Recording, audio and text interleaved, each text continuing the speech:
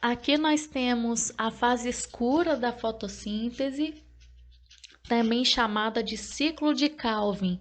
Pessoal, a fase escura, ela acontece naquele espaço do cloroplasto, que é chamado de estroma. E três coisas vão acontecer na fase escura.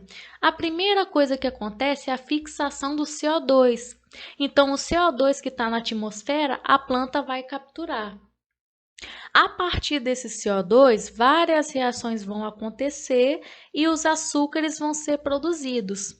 E depois que eles forem produzidos, uma molécula muito importante vai ser regenerada, que é chamada de ribulose, que a gente vai ver como que funciona. Então aqui eu coloquei um esqueminha.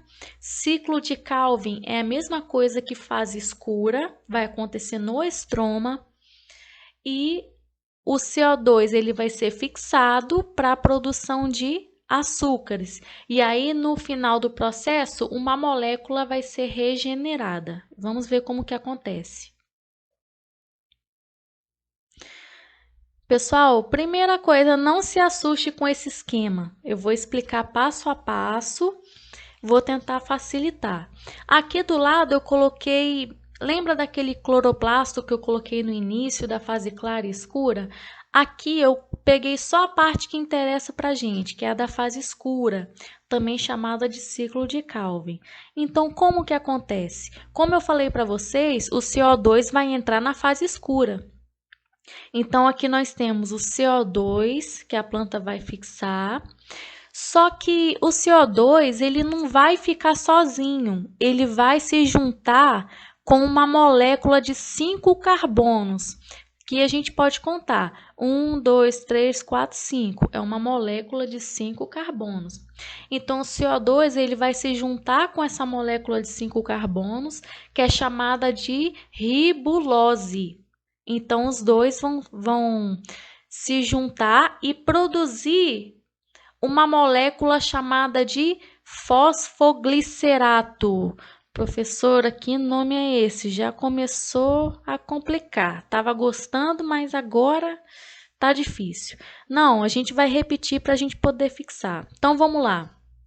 O que acontece no início? O CO2 é fixado pela planta, só que ele não vai ficar sozinho, ele vai se juntar com alguém. Qual que é o nome da molécula com quem ele vai se juntar? É chamada de ribulose. Aí, quando o CO2 se junta com a ribulose, outro composto vai ser formado, que é chamado de fosfoglicerato, que são moléculas que têm 3 carbonos. São várias reações que vão acontecer para formar esse fosfoglicerato. Pessoal, esse fosfoglicerato, ele está incompleto, ele não tem tudo, né?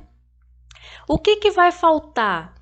Esse fosfoglicerato, ele vai receber ATP e os hidrogênios que estão no NADPH e vão se transformar em gliceraldeído 3-fosfato.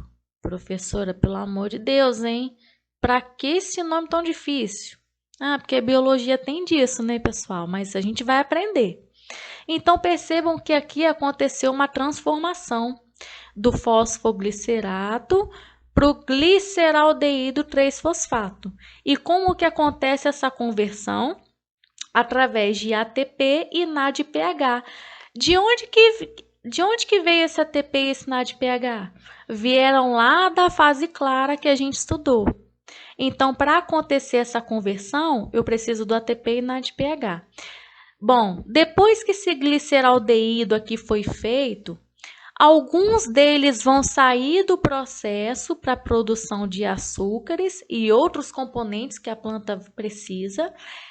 Só que o que sobrar desse gliceraldeído, eles vão virar ribulose de novo. Ou seja, a ribulose ela vai ser regenerada. Então, vamos repetir o processo. Primeira coisa que acontece é a fixação do CO2. O CO2 vai entrar no ciclo, só que ele não vai ficar sozinho. Ele vai se juntar com a ribulose. CO2 com ribulose, eu formo fosfoglicerato. Esse fosfoglicerato está incompleto, ele vai precisar de quê? Ele vai precisar de ATP e NADPH para se transformar no gliceraldeído, que é chamado de gliceraldeído 3-fosfato. Esse gliceraldeído, alguns vão sair do processo para a produção de açúcar e o que sobrar vai se transformar em ribulose novamente. Então, é assim que acontece. Percebam que no finalzinho aqui a gente tem a utilização de um pouquinho de ATP. Então, vamos resumir as fases. Primeira etapa do ciclo, fixação de CO2. O CO2 vai se juntar com a ribulose para formar fosfoglicerato. Só que tem um detalhe. Qual que é a enzima que junta o CO2 com a ribulose? Ela é chamada de rubisco e é a enzima mais abundante do mundo. Por que é a mais abundante? Na verdade, essa rubisco é uma proteína. Ela tem muito dessa proteína no mundo, por quê? Porque nós temos várias árvores, vários seres que fazem fotossíntese. Então, a gente vai ter uma grande quantidade de rubisco. Para que ela serve? Para juntar esses dois aqui do início, o CO2 com a ribulose. Formando quem? Fosfoglicerato. Continuando. Segunda etapa do ciclo é a produção de açúcar. Como é que vai acontecer?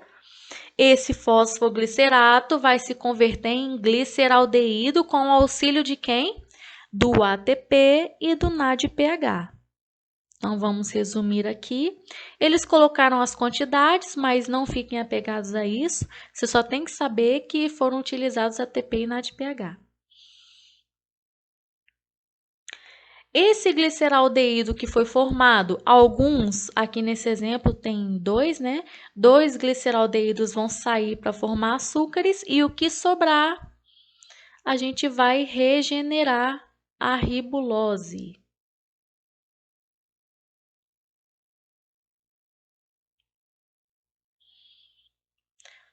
Resumindo o processo, a fase escura, ela vai depender indiretamente da luz. Por que é de forma indireta? Porque a luz não está incidindo aqui nessa fase, né? Não vai ter de forma direta.